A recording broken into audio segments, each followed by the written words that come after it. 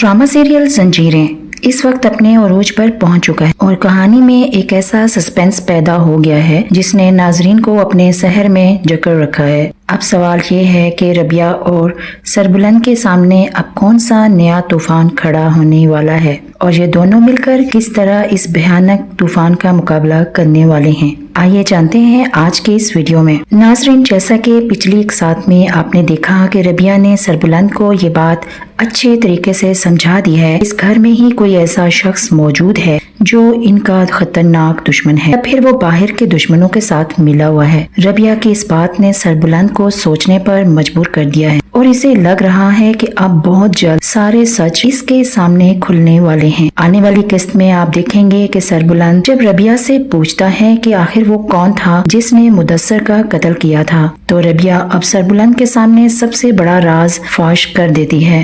वो बताती है कि वो कोई और नहीं बल्कि तूरसम था जिसने ये सब कुछ किया और इसकी वजह सिर्फ ये थी कि रबिया ने इससे शादी करने से इनकार कर दिया था।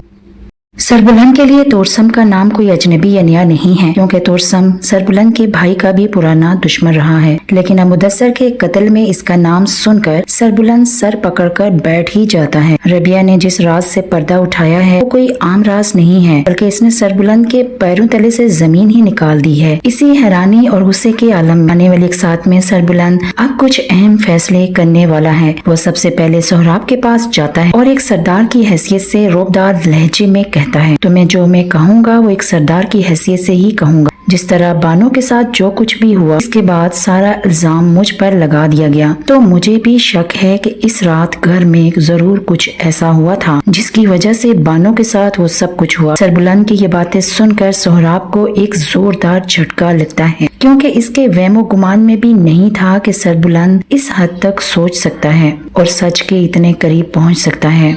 दूसरी जानिब नाजरीन, शेरी की शामत आ चुकी है और रबिया के हाथों बुरी तरह फंसने वाली है। रबिया शेरी से सीधा सवाल ही कर देती है कि तुम्हारे पास तो फोन मौजूद है, तो तुम यकीनन अपने मंगेतर से तो बातें करती होगी। ये सुनकर शेरी के तो होश ही उड़ जाते हैं।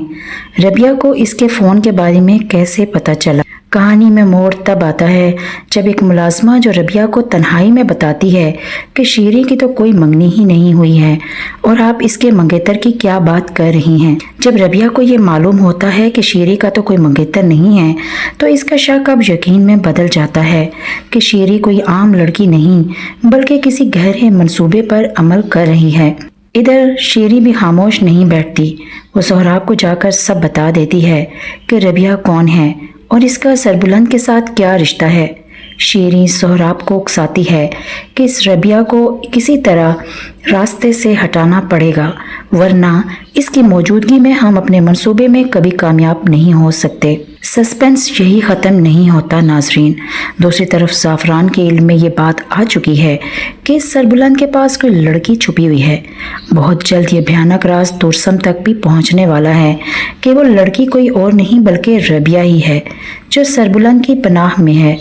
अब रबिया के लिए तूरसम एक बार फिर एक होलनाक दुश्मन बनकर सामने आने वाला है।